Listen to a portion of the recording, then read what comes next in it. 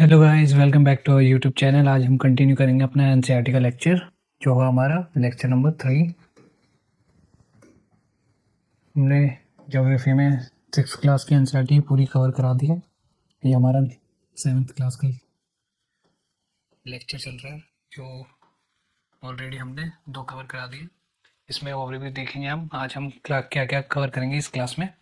तो पहला हमारा होगा एंडोजेनेटिक एंड एक्सोजेनेटिक फोर्स। ये हमने ऑलरेडी पुराने लेक्चर में भी कवर कराया। अगर आपने देखा नहीं तो आप देख सकते हैं कि एंडोजेनेटिक फोर्स कैसे कहते हैं, एक्सोजेनेटिक फोर्स, वोल्केनो। ये सब जब हम यूपीएससी के लिए ज्योग्राफी पढ़ेंगे तब इसको एक अलग टॉपिक लेंगे कि अर्थक्वेक कैसे आते हैं, प्लेट टेक्टोनिक्स से में इसकी क्या भूमिका रहती है, वोल्केनिक इरप्शन जब दो प्लेटें आपस में क्या होती है, डाइवर्ज होती है नीचे से, पृथ्वी के आंतरिक भाग से क्या जो सेडिमेंट होते हैं वो बाहर निकलते हैं।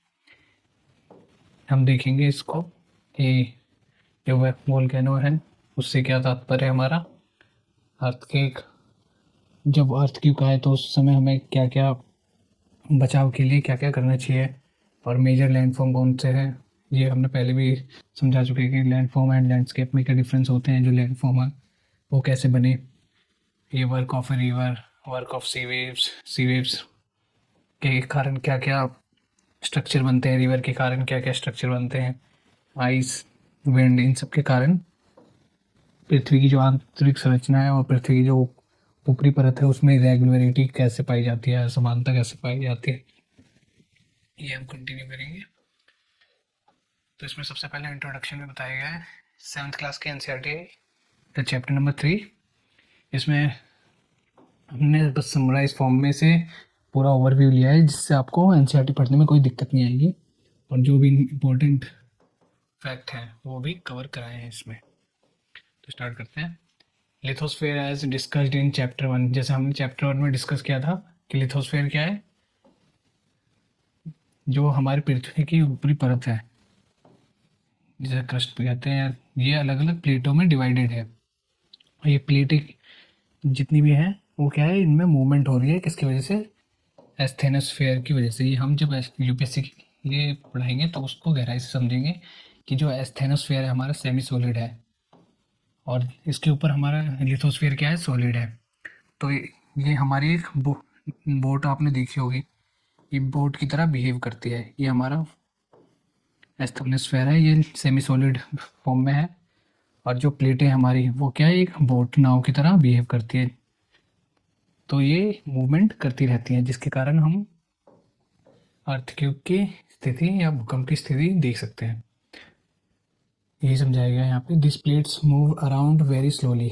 ये चारों तरफ क्या करती है, मूवमेंट करती रहती है धीमी अवस्था में।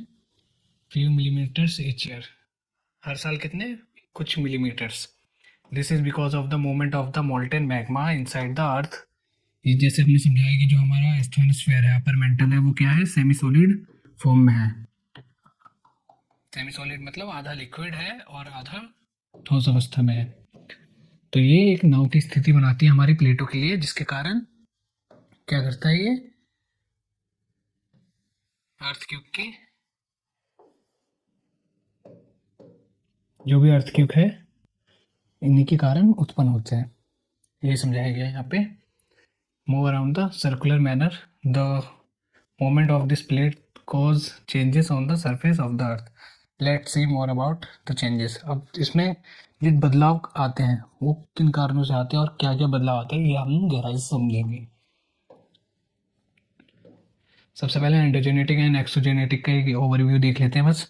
जो भी पृथ्वी के आंतरिक भाग से आने वाली फोर्स है उसको हम एंडोजेनेटिक फोर्स कहते हैं, या एंडोजेनिक लिखा है, लेकिन इसको आगे जब हम पढ़ेंगे तो एंडोजेनेटिक फोर्स कहते हैं। Force which act in the interior of the earth, जैसे हमारी पृथ्वी की परत है, क्रस्ट है, जो भी पृथ्वी के से आने वाली आंतरिक भाग से अंदर से आने वाली वेव से या फोर्स है, उसको हम क्या कहते हैं, एंडोजेनेटिक या एंडोजेनिक फोर्स। और जो पृथ्वी के ऊपरी भाग से जैसे मेट्योर्स या और भी अलग अलग प्रकार के फोर्स लगते हैं, एटमॉस्फेरिक प्रेशर ये सब, तो उसको एक्सोजेनेटिक फोर्स कहते हैं। जो मूवमेंट है अर्थ की उसको किस आधार पर बांटा गया है, endogenetic force and exogenetic force के आधार पर। तो इसमें जो अर्थ मूवमेंट है वो endogenetic force, endogenetic and exogenetic, तो इसमें जो अर्थ मूवमेंट है उसको दो भागों में बांटा गया है, endogenetic force and exogenetic force. और जो एंडोजेनेटिक फोर्स है इसका क्लासिफिकेशन किसमें दो पार्ट में किया गया है, एक है सडन फोर्स जिसको हम कैटास्ट्रॉफिक भी कहते हैं, यहाँ लिख देते हैं इसको हम कैटास्ट्रॉफिक, कैटास्ट्रॉफिक भी कहते हैं। आई होप ये विजिबल है, आप जब तक इस टर्म को लिख लीजिए, फिर हम इसको गहराई से समझेंगे catastrophic force and diastrophic force में क्या अंतर पाया जाता है।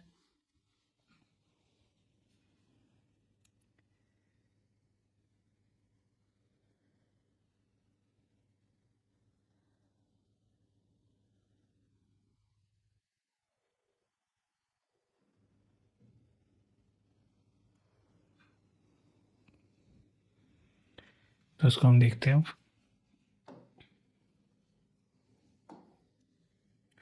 नोटपैड में।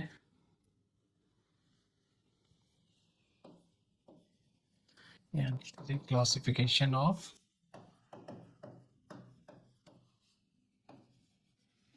किसका बंटवारा कर रहा है, मैं एंडोजेनेटिक फोर्स का। इसको दो पार्ट में डिवाइड किया गया है, एक कैटास्ट्रॉफिक, एक है डायस्ट्रॉफिक।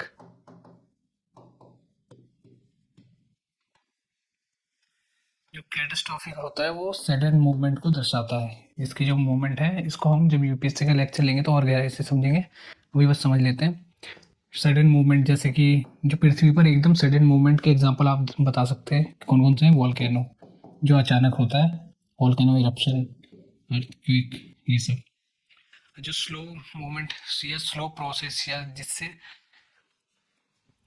वह प्रक्रिया जिसके कारण कोई भी स्ट्रक्चर एकदम स्लो या धीरे धीरे बने, धीमी अवस्था में बने, उसे कहते हैं डायस्ट्रॉफिक। जैसे कोई हिल या माउंटेन, इनके निर्माण में कई वर्ष लगते हैं या कई वर्षों के कारण, ये कई वर्षों में इनका निर्माण हुआ है, इसलिए डायस्ट्रॉफिक।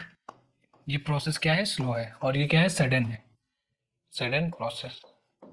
प्रक्रिया क्या है, एकदम अचानक होती है, ये क्या है, डायस्ट्रॉफिक, स्लो होती है। इसमें हम प्लेट टेक्टोनिक को भी ले सकते हैं, क्योंकि जो प्लेटें हमारी वो हर साल कितना 1 सेंटीमीटर लगभग खिसकती है, plate tectonic. Continental drift theory भी इसमें एग्जांपल के तौर पे लिख सकते हैं।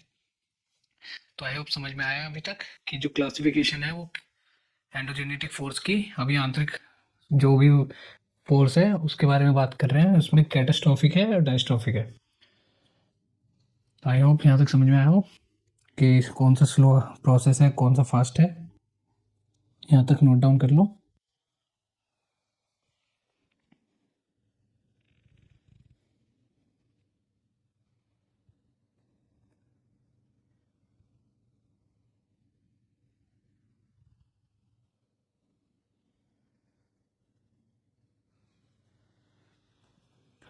वही हम आगे देखते हैं कि जो भी majority of earth surface, majority of जो भी अर्थ की संरचना है, जैसे पहाड़ ये सब, बिल्डिंग, इमारतें, majority of earth surface structure, earth की जो सतह पर जितने भी स्ट्रक्चर पाए जाते हैं, संरचना पाए जाते हैं, इज द आउटकम ऑफ किसके होंगे, डायस्ट्रॉफिक के स्लो प्रोसेस के कारण बने हैं। जितने भी अर्थ पे स्ट्रक्चर बने हैं वो डायस्ट्रॉफिक फोर्स के कारण, डायस्ट्रॉफिक फोर्स के कारण बने, is the outcome of diastrophic force. इसे डायस्ट्रोफिज्म भी कहते हैं। आई होप यहाँ तक समझ आया हो, ये लिख लीजिए, मेन पॉइंट है, majority of earth surface is the earth surface structure is the outcome of diastrophic force.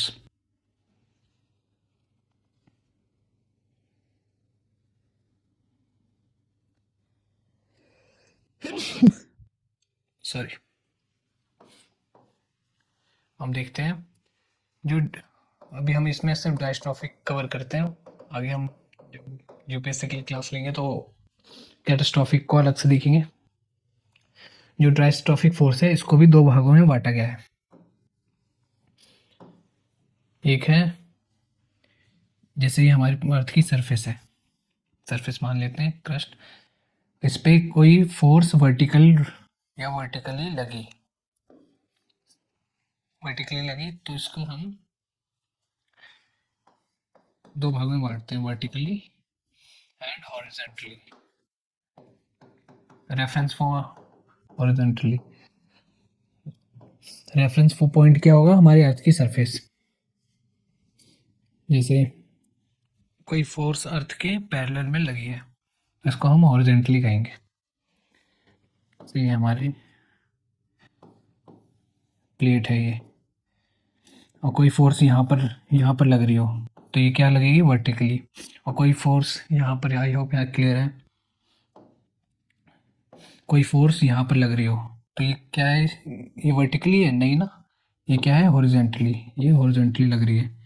तो यहाँ पर जो फोर्स लगेगी वो क्या होगी, हॉरिजॉन्टली। तो हॉरिजॉन्टली फोर्स को हमने क्या नाम दिया गया, ओरोजेनेटिक फोर्स। इसको एपीरियोजेनेटिक फोर्स। जो वर्टिकली फोर्स है उसको क्या नाम दिया गया, एपीरियोजेनेटिक फोर्स।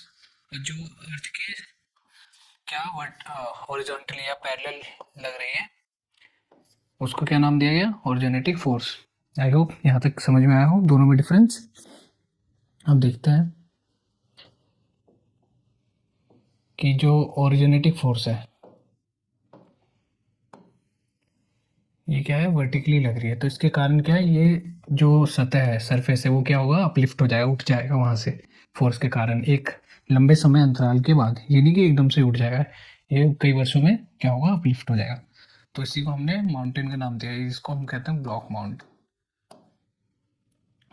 ये और ये हमारा क्या है, अगर यहाँ भी एक फोर्स लगे दोनों तरफ तो क्या होगा, ये सतह भी उठ जाएगी। और जो उठे हुए भाग को क्या कहते हैं, हमने पहले भी समझा रखा है कि जो उठे हुए भाग को उसको क्या कहेंगे, होस्ट।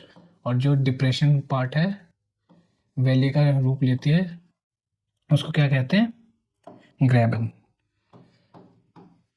आई होप यहाँ तक समझ में आया हो कि होस्ट किसे कहते हैं, ग्रेबन किसे कहते हैं, और ये उठा कैसे है। ये एंडोजेनेटिक फोर्स जो आ रहा है वर्टिकली, जिसे हम इपेरोजेनेटिक फोर्स भी कहते हैं, उसके कारण उठा है।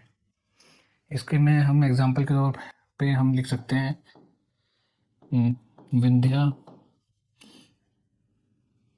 एंड सतपुरा रेंज जो है हमारी, Satpura range is the example of host. इसका एग्जाम्पल है होस्ट का। और जो इसके बीच में, जैसे हमारे इंडिया का मैप है, तो ये हमारे क्या है, विंध्या एंड सतपुरा। और इसके बीच में से एक रिवर जा रही है, वो नर्मदा रिवर है, जो वेस्ट फ्लोइंग रिवर है। ये कहाँ से गुजर रही है, इनके बीच से। तो जो नर्मदा रिवर होगी वो किसका एग्जाम्पल होगी, कहाँ से गुजर रही है, नर्मदा रिवर, ये वैली से गुजर रही है। इस वैली को क्या कहते हैं, इज द एग्जाम्पल ऑफ ब्रेबन। आई होप समझ में आया हो, आप इसको नोट डाउन भी कर सकते हैं।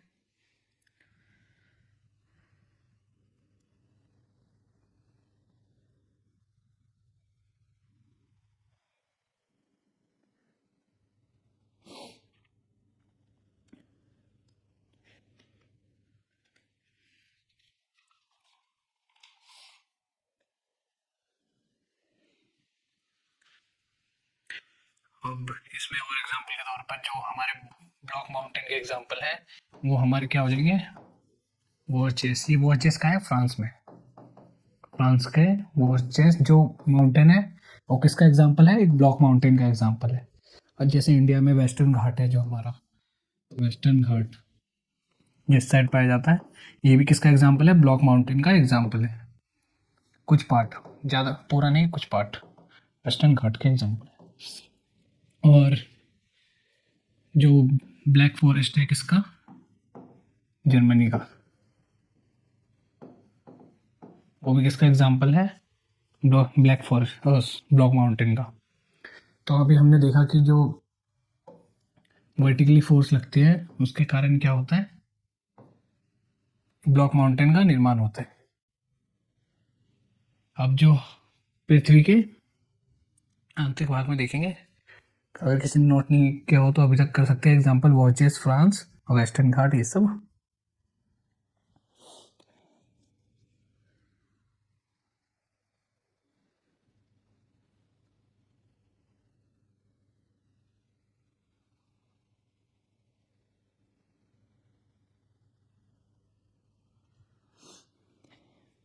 अब देखते हैं डाउनवर्ड फोर्स। अपवर्ड फोर्स तो देख लिया हमने, देखते हैं डाउनवर्ड। ये अभी हम क्या कर रहे थे, ये अभी हम एपोरोजेनेटिक फोर्स है, जो एपोरोजेनेटिक फोर्स, जिसको हमने अपवर्ड और डाउनवर्ड की कैटेगरी में डिफरेंशिएट किया था। अभी हमने अपवर्ड तो देख लिया कि सरफेस के अपवर्ड लगेगा तो किसका निर्माण होगा, ब्लॉक माउंटेन का। अब देखते हैं डाउनवर्ड, जो हमारा ओरिजिनेटिव फोर्स है उसको हम नेक्स्ट क्लास में देखेंगे जब यूपीएससी क्लिक कराएंगे तब। अभी हम एक ओरिजिनेटिव फोर्स देख लिया हमने, अपवर्ड से किसका निर्माण होता है, ब्लॉक माउंटेन का, जो वेस्टर्न घाट, वॉचेस, ये सब एग्जाम्पल है इसके। अब देखते हैं डाउनवर्ड से क्या, जो भी सरफेस से क्या होता है, अर्थ के इंटीरियर में, सरफेस से अर्थ के इंटीरियर में फोर्स आती है, उसको क्या कहते हैं, डाउनवर्ड फोर्स। इसके कारण क्या क्रिएट होता है, एक डिप्रेशन, ये डिप्रेशन क्रिएट होता है। इसमें कभी कभी पानी, बारिश के कारण पानी क्या हो जाता है, इसमें भर जाता है, जिसके कारण ये लेक का निर्माण करते हैं। आई होप समझ में आया हो।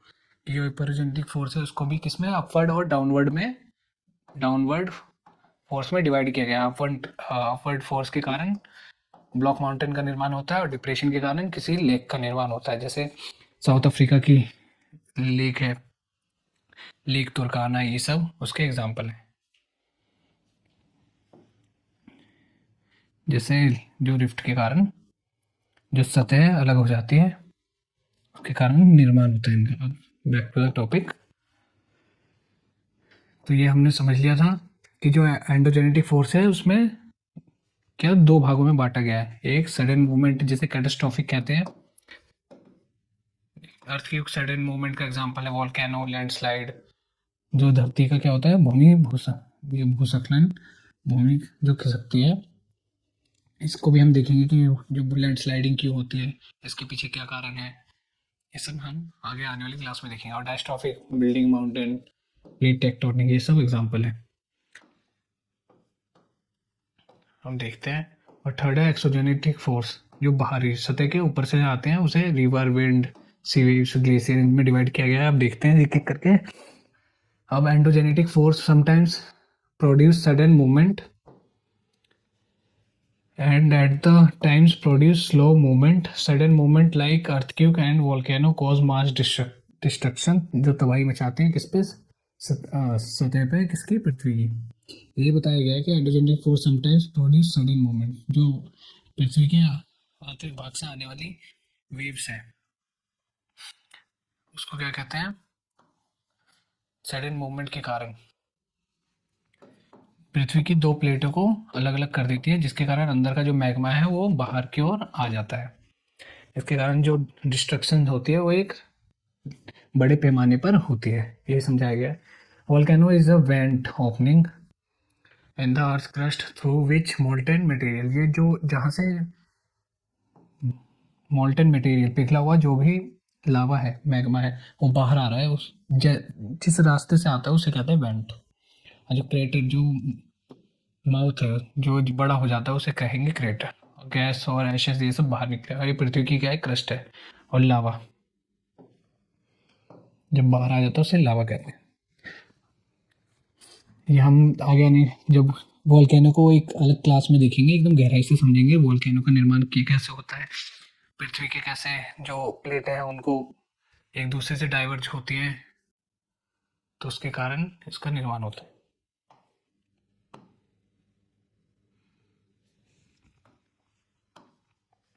अब देखते हैं व्हेन, अब अर्थ के बस ओवरव्यू ले लेते हैं। When the lithosphere plates move surface, the place on the surface on the called epicentre.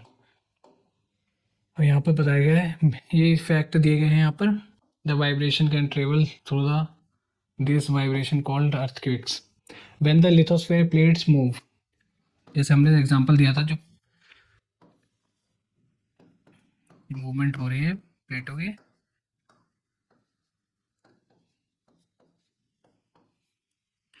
और ये किस पे है, ये है एस्थेनोस्फेयर पे, लिक्विड पे। तो ये मूवमेंट होती जा रही है जिसके कारण एक सडन वाइब्रेशन होती है, जो प्लेट मूवमेंट के कारण, उसी को हम अर्थक्वेक का नाम देते हैं। Place in the crust where the movement start is called the focus.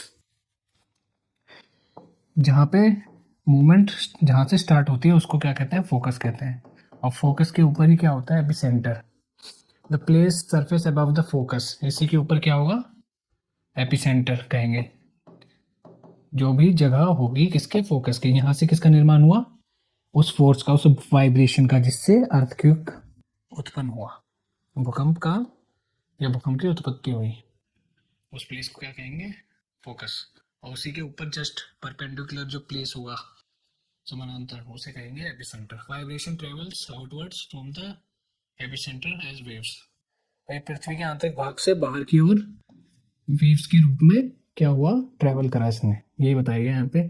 Greatest damage usually closest to the epicentre. जो सबसे ज़्यादा डैमेज या नुकसान होता है स्ट्रक्चर का, पृथ्वी की सतह का, वो कहाँ होगा, एपिसेंटर पे। जैसे ये क्या हुआ, फोकस, फोकस के ऊपर ही क्या होगा हमारा, एपिसेंटर। क्योंकि जो सबसे ज़्यादा, यहाँ पे एक एग्जांपल के तौर पे भी देख सकते हैं, जो सबसे ज़्यादा इंटेंसिटी होगी वो इसके ऊपर होगी, बाकी इधर उधर क्या, जैसे जैसे दूर जाएगी उस वेव्स की इंटेंसिटी क्या होगी, धीरे धीरे घटती रहेगी, कम होती रहेगी। इसलिए जो सबसे पास क्या है हमारा, एपिसेंटर है। इसलिए जो इंटेंसिटी होगी वेव्स की सबसे ज़्यादा कहाँ होगी, एपिसेंटर पे। और इसके दूर दूर जैसे जैसे प्लेसों पे वेव्स जाएंगी, इंटेंसिटी क्या कम हो गई। यहाँ इंटेंसिटी, यहाँ पहुँचते पहुँचते जो वेव्स की इंटेंसिटी है वो एकदम खत्म हो जाएगी। ये तो लॉजिकल चीज़ है। तो ये समझाया गया है कि जो ग्रेटेस्ट डैमेज होगा वो कहाँ पर होगा, एपिसेंटर पे। और जो जैसे जैसे इससे दूरी बढ़ेगी वो स्ट्रेंथ कम हो जाएगी, इंटेंसिटी कम हो जाएगी। अर्थ कैनॉट बी प्रेडिक्टेड, इसमें बताया गया है कि जो अर्थ क्यूक है उसको हम पहले से प्रेडिक्ट, अनुमान नहीं लगा सकते कि कब आएगा या कब नहीं आएगा। इसके लिए हमें खुद तैयार होना पड़ेगा। यही समझाया गया है यहाँ पे, ज़्यादा इंपॉर्टेंट नहीं है। फैक्ट के लिए ये है, earthquake is measured with a machine called, जो अर्थक्वेक है उसको कौन सी मशीन से मेजर करते हैं, मापते हैं, सिस्मोग्राफ। ये इंपॉर्टेंट पॉइंट है याद रखने के लिए, सिस्मोग्राफ। द मैग्नेटिक, अब यहाँ देख दीजिए, the magnitude of the earthquake is major on Richter scale. जो मैग्नीट्यूड है, जैसे कौन सी इंटेंसिटी से आया, 1 2 3, ये सब, ये किससे मापते हैं, रिक्टर स्केल से। एंड अर्थक्वेक ये बताया गया है जो 2 है और या फिर उससे कम है, इस मैग्नीट्यूड से आया, तो उसको सिर्फ महसूस, हल्का सा महसूस कर सकते हैं। जो 5 आया या फिर 7 आया, 7 बहुत ही क्या डिस्ट्रक्टिव माना जाता है, बहुत ही स्ट्रॉन्ग माना जाता है किसी भी स्ट्रक्चर को एक इन्फ्लुएंस करने के लिए, या फिर उसमें कोई चेंजेस, बदलाव करने के लिए। डिस्ट्रक्टिव, इसको हम डिस्ट्रक्टिव मैग्नीट्यूड के नाम से भी जानते हैं।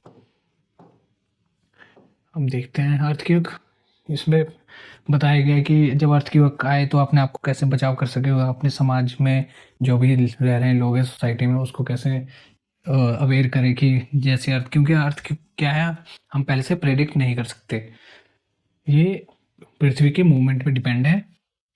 यहाँ पर इसमें बताया गया कि कोई अगर हम कहीं भी हैं तो हमें सबसे पहले सेफ स्पॉट ढूंढना है, कोई भी जो भी जगह सुरक्षित हो, जैसे जिससे कोई, जैसे यहाँ पे दिया गया under the kitchen counter, table, ये सब। Stay away from the fire place, जो भी गैस सिलेंडर, इन सब, या फिर इन सब चीज़ों से क्या रहना है, हमें अलग रहना है। चिमनी, विंडो, या फिर कोई भी मिरर जैसी चीज़ जो टूट के बिखर जाए, इन सब चीज़ों से, ताकि हम अपने आप को चोटिल होने से बचा सकें। इसके लिए बी प्रिपेयर्ड, स्प्रेड अवेयरनेस, इसके लिए हमें क्या है, अवेयरनेस, जागरूकता फैलाने की आवश्यकता है, ताकि जान मान का जो हो नुकसान हो वो कम से कम हो।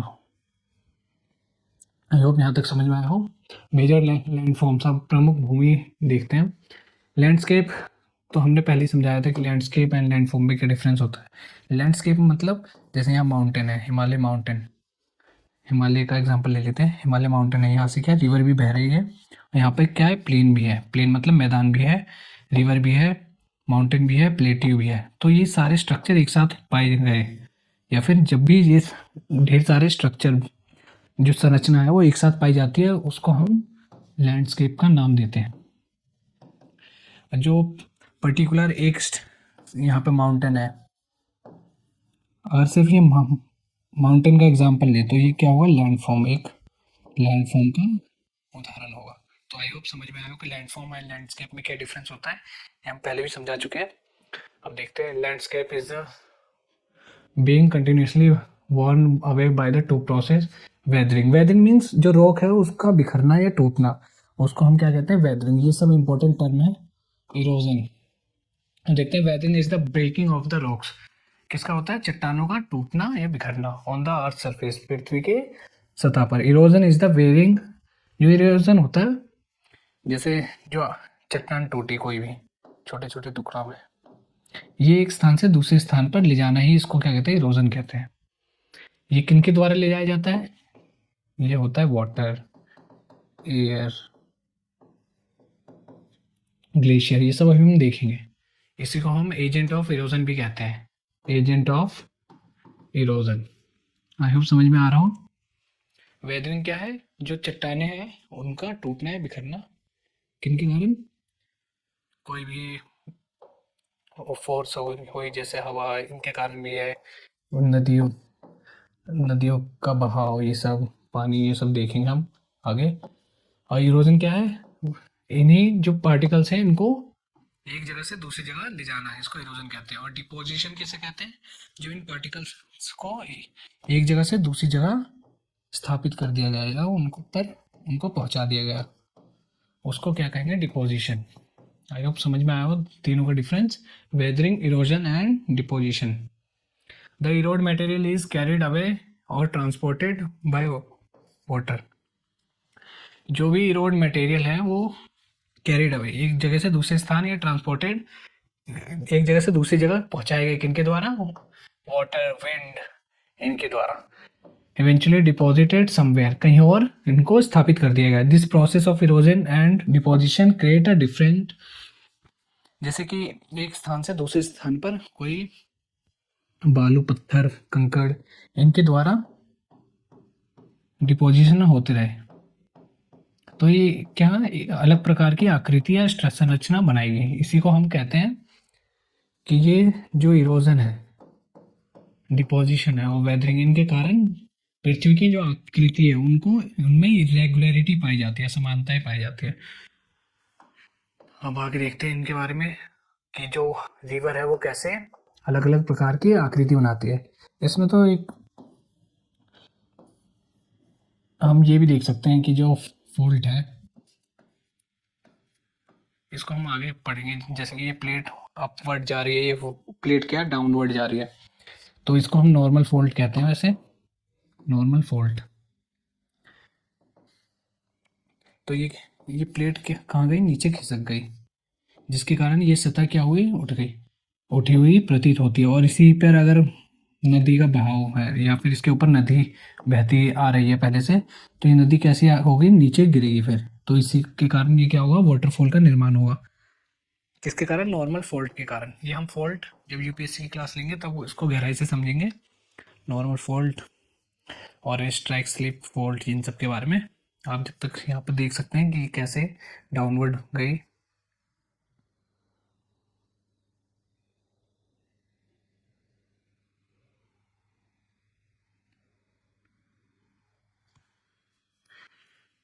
और यही फॉल्ट अगर यहाँ पर एग्जांपल ले सकते हैं, जैसे ये फॉल्ट नीचे, इसको, ये फॉल्ट ऊपर जा रही है और ये प्लेट क्या है, नीचे जाने के बजाय कहाँ पर, ऊपर खिसक गई। ये वाली प्लेट ए बी मान लेते हैं, इसके ऊपर खिसक गई, तो इसको कहेंगे पुश्ड फोर्स या पुश्ड फॉल्ट या रिवर्स फॉल्ट। रिवर्स फॉल्ट, ये फॉल्ट हम आगे आने वाली क्लास में देखेंगे, अभी बस सिर्फ ओवरव्यू या समझाने के लिए है ये कि ये वाटरफॉल का निर्माण कैसे होता है। तो जो नॉर्मल फॉल्ट है उसमें जो दरार होती है, एक प्लेट क्या नीचे डाउनवर्ड साइड खिसकती है, उसको हम नॉर्मल फॉल्ट कहते हैं। और जब अपवर्ड साइड खिसकेगी तो क्या कहलाएगी, रिवर्स फॉल्ट। तो ये बताएगा running water in the erode the landscape when the river tumbles steep angle very hard rock और down steep valley sided form waterfall. इसमें यहाँ पे बहुत ही कठिन लैंग्वेज में समझाया है, लेकिन जो एग्जाम्पल है या आई होप समझ में आया हो कि वाटरफॉल का निर्माण कैसे होता है। जब दो प्लेटें आपस में क्या उनमें एक फॉल्ट दरार क्रिएट हो, और ये दरार क्या हो और उनमें से एक प्लेट कहाँ डाउनवर्ड साइड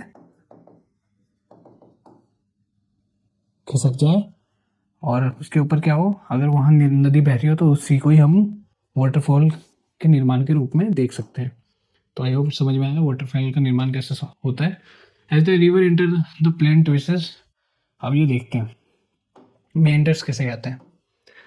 जो भी रिवर होती है इस प्रकार की आकृति बनाती है, जो ये कर्व होता है, जो ये कर्व है ना, इसी को हम क्या कहेंगे, मेंडर्स कहेंगे। जहाँ जहाँ कर्व बन रहा है उसको हम क्या कहेंगे, meander. As the river enters the plain, कहाँ पर मैदानी इलाकों में नदी क्या होती है, बहती है, एंटर करती है, तो वो क्या होती है, ट्विस्ट एंड टर्न, उनमें जो इस प्रकार की आकृति देखी जाती है, forming large bands.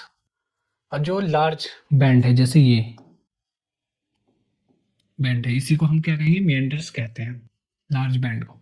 Due to the continuous erosion and the deposition along the meanders and the end meanders slope and the closer due to the source of the, पहला हमारा यहाँ पर टर्म है meanders, हमने जान लिया कि meanders कैसे कहते हैं। अब देखेंगे ऑक्स बो लेक, इसका निर्माण कैसे होता है। ये हमारी रिवर है और जिसके ट्विस्ट एंड टर्न होने के कारण, मुड़ने के कारण, और यहाँ पे क्या है, इरोजन, जैसे ये रिवर यहाँ से बह रही है, यहाँ इरोजन होते होते ये, इरोजन मतलब जो भी कंकड़ बालू ये सब दूसरी जगह से, जो खनिज पदार्थ है ये एक जगह से दूसरी जगह डिपॉजिट करने में जो जो भी यहाँ पर सामग्री लाई गई, जैसे मिट्टी बालू इन सब पे, तो ये जगह क्या हुई, एक लंबे समय अंतराल के बाद ये कट गई। किससे कट गई, नदी से। और इसी के कारण यहाँ क्या हुआ, एक लेक का निर्माण हुआ। किसके कारण, इरोजन के कारण ये जगह क्या हुई, कट गई एक लंबे समय के बाद। पहले ये नदी यहाँ बहा करती थी, लेकिन वो जो पानी का बहाव है वो क्या हुआ, वो चेंज हो गया। किसके कारण, इरोजन के कारण, क्योंकि यहाँ पर जो डिपोजिशन हुआ उसने क्या करा, जो नदी का बहाव है उसको अलग कर दिया, जिसके कारण किसका निर्माण हुआ, ऑक्सबो लेक का। ये एग्जाम्पल है ऑक्सबो लेक का। आई होप समझ में आया हो इसका निर्माण कैसे होता है। देखते हैं। At the times the river overflows it's bank, यही समझाया गया है। फ्लैट किस कहते हैं, फर्टाइल, फूड प्लेन, जो किनारे होते हैं वो एकदम उपजाऊ होते हैं, यही सब बताया गया। The raised banks are called levees, जो उठे हुए क्या है, किनारे हैं, उसको क्या कहेंगे, लीव्स कहते हैं, लीव्स, LEVES, यही समझाया गया यहाँ पे। द रिवर अप्रोचेज द सी, यहाँ पर एक कोई मेन रिवर है, यहाँ पर एक मेन रिवर है, वन रिवर, बस इसको हम रिवर कहेंगे। और डिस्ट्रीब्यूटरी कैसे कहेंगे, सहायक नदियों को। सहायक नदियों का निर्माण कैसे होता है ये देखते हैं हम। जैसे यहाँ पर क्या हुआ, डिपॉजिट हुआ, जो भी कंकड़ बालू या उनके द्वारा नदियों के द्वारा बहा के लाए जाने वाले पदार्थ का क्या हुआ, डिपोजिशन हुआ। इसके कारण जो नदियों का बहाव है वो अलग हो गया, कोई इधर बहने लगी, कोई इधर बहने लगी। ये डिपोजिशन के कारण क्या हुआ, नदियों का जो बहाव है अलग हो गया, जो फ्लो है वो अलग हो गया। और इन्हीं फ्लो के द्वारा, एक मेन नदी के द्वारा, और यहाँ पे डिपोजिशन हुआ, और उसके द्वारा जो नदियों का मुख है, ये जो फ्लो है वो अलग हो गया। अलग होने के कारण इन्होंने एक अपनी ही अलग प्रकार की नदी बना ली, लेकिन जो ये नदी है वो किसके द्वारा बनी, इस नदी के द्वारा। तो इसको हम क्या कहेंगे, डिस्ट्रीब्यूटरी या सहायक नदी का नाम देंगे, सहायक नदी। आई होप समझ में आया हो कि सहायक नदियों का निर्माण कैसे होता है। और यही सहायक नदियां एक जब आपस में मिलती है लास्ट में, तो किसका निर्माण करती है, डेल्टा, जो बहुत ही क्या होता है, उपजाऊ होता है, फर्टाइल होता है किसी भी फसल के लिए।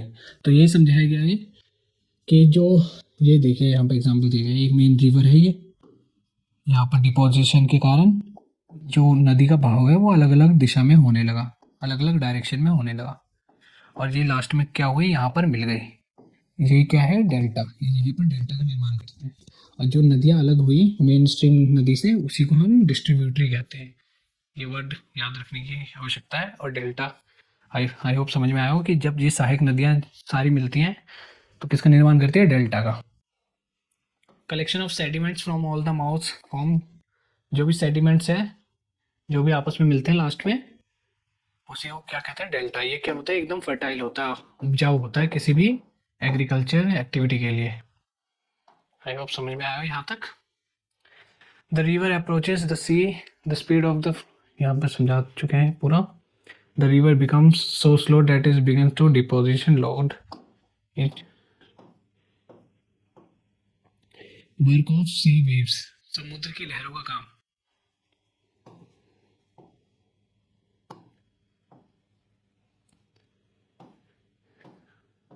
अभी बहुत बाकी है, देख लेते हैं। The erosion and deposition of the sea waves gives the rise to coastal landform. जो इरोजन और डिपोजिशन है किसकी, सी वेव्स की, वो किसका करता है, कोस्टल, जैसे लहरों के द्वारा, आपने देखा होगा जो बहाव के द्वारा, लहरों के द्वारा डिपोजिशन है, मेन किनारों पर जो सेडिमेंट्स है उनका डिपोजिशन है। सेडिमेंट्स जो भी कंकड़ बालू है उनका डिपोजिशन है, उनके द्वारा क्या हुआ, लैंडफॉर्म का निर्माण हुआ। Sea waves continuously strike at the rocks and crack develop time, they become larger and wider, thus the hollow sea caves. आप देखते हैं सी केव्स के एग्जाम्पल, जैसे हम, ये कोई स्ट्रक्चर है, यहाँ पे स्ट्रक्चर का देख लेते हैं, और यहाँ पर कोई वाटर फ्लो हो रहा है। आज वाटर फ्लो होने के कारण क्या होता है, एक समय अंतराल में धीरे धीरे इस जो भी रॉक है उसको काटता रहेगा, जो भी कच्चे पदार्थ पाए जा रहे हैं रॉक में उसको क्या, इरोज करता रहेगा, हटाता रहेगा उसको वहां से। तो उसके कारण ये छोटे छोटे दरार आ जाती है, उसको हम क्या कहते हैं, सी केव्स कहते हैं। यही समझाया गया है यहाँ पे। इसको हम कैविटी का नाम भी देते हैं। अब देखेंगे आर्केस किसे कहते हैं, जो यही केव्स हैं पानी के फ्लो के कारण एक बड़ी एरिया में फैल जाती है, उसी को हम आर्केस का नाम देते हैं। इसका एग्जांपल देखेंगे अभी हम।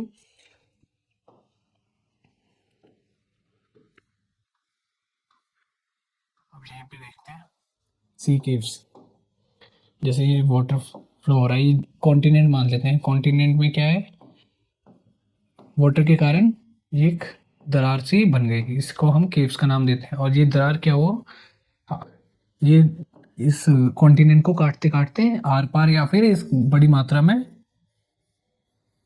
इसकी उत्पत्ति हो गई, इसको हम आर्क का नाम देते हैं। और इसी, ये जो वाटर है इसी के कारण एक लंबे समय अंतराल में यही आर्क कैसा दिखने लगता है, ये पूरे यहाँ पर जो एक कॉन्टिनेंट या लैंड फॉर्म था उसको क्या करता है, खत्म कर देता है।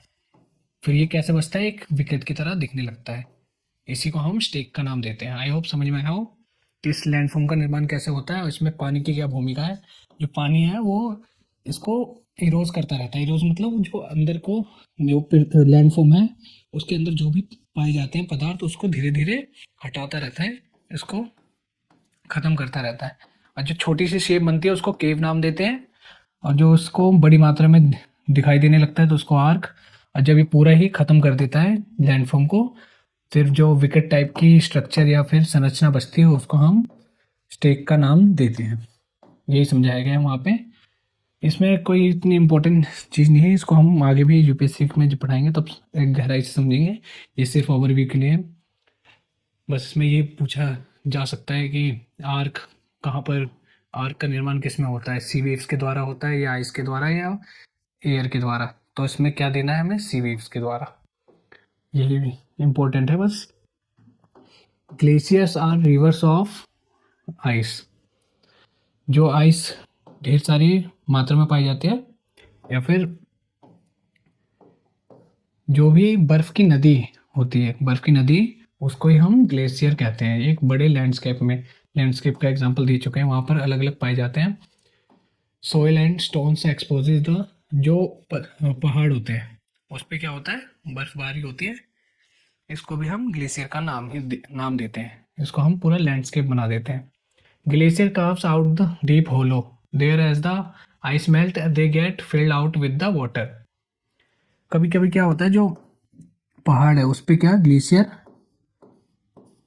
या फिर बर्फ जम जाती है, और यही बर्फ जब पिघलती है तो यहाँ पर क्या लेक का निर्माण भी करती है, यहाँ पर पानी जमा हो जाता है, लेक जैसी स्थिति का निर्माण करती है। इसी को हम क्या कहते हैं, ग्लेशियल मोरेन्स। ये हमें याद रखने की आवश्यकता है कि मोरेन्स का निर्माण कहाँ होता है, ग्लेशियर में। कब होता है, जैसे हम पहाड़ जैसा स्ट्रक्चर है उस पर क्या हो, बर्फ जमी, और जब ये बर्फ पिघलती है तो ये लिक्विड फॉर्म में आ जाती है, इसी को हम क्या कहते हैं, मोरेन्स कहते हैं। देखते हैं वर्क ऑफ विंड, हवा का क्या काम होता है। इसमें हम एग्जाम्पल के तौर पे देख सकते हैं, आप इसको पढ़ सकते हैं पूरा। जैसे कि डेजर्ट होता है, ये डेजर्ट है, यहाँ पर क्या होती है, जो वायु होती है, हवा होती है, वो एकदम तेज होती है, और जिसके कारण जो धूल होते हैं, बालू होते हैं, उसको एक जगह से दूसरी जगह स्थापित कर देते हैं। जैसे डेजर्ट है यहाँ, लेकिन एक प्लेस तो होगा जहाँ डेजर्ट खत्म हो रहा होगा, लेकिन जो ये वायु के कारण जो इरोजन है किसका, सेडिमेंट्स का, जो भी बालू कंकड़ पाए जाते हैं वो यहाँ भी पहुँच जाते हैं, और इस जगह को भी क्या बना देते हैं, बंजर बना देते हैं। तो इसमें यही बताया गया कि लोइज जगह है, वो कहाँ पर पाया जाता है, चाइना में। जो किसका एग्जाम्पल है, इसी का एग्जाम्पल है कि यहाँ पहले डेजर्ट नहीं था, लेकिन एक मंचूरियन डेजर्ट के कारण यहाँ पर भी डेजर्ट की, चाइना में भी डेजर्ट की उपस्थिति या स्थिति का निर्माण हुआ, जो लोइस कहलाता है, लोइस। आई होप समझ में आया हो कि लोइस किसे कहते हैं, इसका निर्माण कैसे हुआ, और जो डेजर्ट में कैसे स्ट्रक्चर पाए जाते हैं, एकदम कटीले पहाड़ या चट्टान के स्ट्रक्चर पाए जाते हैं, और ये किसके कारण, डेजर्ट में चलने वाली हवा के कारण इन पत्थरों में क्या होती है, वेदरिंग होती है, ये पत्थर क्या होते हैं, टूट के बिखर जाते हैं, और ये कभी कभी कैसे निर्माण करते हैं, जैसे ये यहाँ से टूट के निकलना है, तो ये कैसे स्ट्रक्चर का निर्माण करते हैं, मशरूम टाइप के स्ट्रक्चर का, आपने मूवी में भी देखा होगा, ऐसे स्ट्रक्चर का निर्माण होता है। तो ये मशरूम टाइप्स ऑफ रॉक्स कहते हैं इसको, यहाँ पर इसका एग्जांपल दिया है। तो ये कहाँ पाया जाएगा, mushroom types of rock, desert में। और भी प्रकार के एग्जांपल हैं, ड्यून्स, ये सब कहाँ पर, डेजर्ट में पाए जाते हैं, सैंड ड्यून्स, ये सब, ये टीले देख सकते हैं आप यहाँ पर डेजर्ट में। तो यही समझाया गया है यहाँ पे। अब क्वेश्चन देख लेते हैं, अगर आपने चैप्टर सही से सुना भी होगा तो आप उसको एक बार रीड कर सकते हैं चैप्टर को, उसके बाद ये आपके लिए कोई भी डिफिकल्टी नहीं होगी इसको आंसर करने में। तो इसमें बताया गया है कि which is not an erosional feature of sea waves, जो सी वेव्स का कोई भी इनमें से कौन सा इरोजनल फीचर्स नहीं है। क्लिफ, सी केव्स, हमने देखा सी केव्स है, क्लिफ भी है, पहले क्या जो भी, और बीच हम देख सकते हैं कि सी वेव से जो उसके कारण क्या बीच का निर्माण नहीं होता है, तो यहाँ पर क्या हो जाएगा, बीच हो जाएगा हमारा आंसर। तो आप ऐसे ही आप इसको एलिमिनेट कर सकते हैं। The deposition feature of glacier is,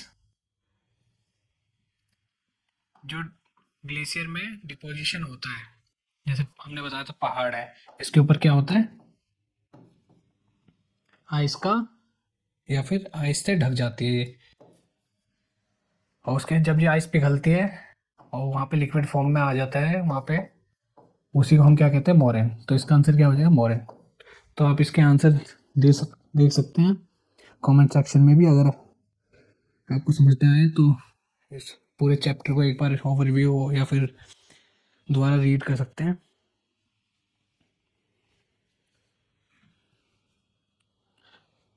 देखते हैं which is caused by the sudden movement of the earth. ये तो हमने स्टार्टिंग में देखा कि कौन एकदम सडन मूवमेंट जिसे कैटास्ट्रॉफिक कहते हैं उसके द्वारा बनता है। तो ये क्या है? वॉल्केनो। वॉल्केनो या अर्थक्वेक अगर होता है यहाँ पे तो अर्थक्वेक भी आंसर होता है, तो इसका आंसर क्या है? वॉल्केनो। अब mushroom rocks are found in, अभी हमने देखा मशरूम रॉक्स कहाँ पर मिलते हैं। ये वेदरिंग के कारण जो बड़ी बड़ी चट्टानें हैं उनका क्या होता है, पहले वो ऐसी होती हैं लेकिन बाद में कैसी दिखने लगती है? ऐसे दिखने लगती हैं मशरूम शेप में। ये कहाँ पाया जाता है? डेजर्ट में होता है। Oxbow lakes are found in glacier, rivers, valley और डेजर्ट। तो इसका एग्जांपल हमने देख चुके हैं, आप इसको कमेंट सेक्शन में इसको एलिमिनेट भी कर सकते हैं। ग्लेशियर में तो पाए नहीं जाएगा, और डेजर्ट में भी क्या पाए जाते हैं? मशरूम टाइप्स के रॉक्स पाए जाते हैं, ड्यून्स पाए जाते हैं, ये सब। तो इसका आंसर क्या होगा हमारा? Reverse valley. आई होप समझ में आया हो कि पहले का आंसर क्या होगा? बी, बीच, क्योंकि erosional features of sea waves नहीं पूछे। और यहाँ पर इसमें क्या होगा? मोरन होगा, इसमें वोल्केनो, इसमें डेजर्ट और इसमें रिवर वैलीज। आई होप आज की क्लास समझ में आई हो। अगर कुछ भी डाउट हो तो you can raise in a comment section. हम फिर लौटेंगे अपने नेक्स्ट चैप्टर के साथ, जब तक जुड़े रहिए। और इसको हम गहराई से समझेंगे कि अर्थक्वेक किसे कहते हैं, वोल्केनो किसे कहते हैं। जब यूपीएससी क्लिक कराएंगे तो इसको हम पूरा एक अलग चैप्टर बना के लाएंगे, हर टॉपिक का अलग से।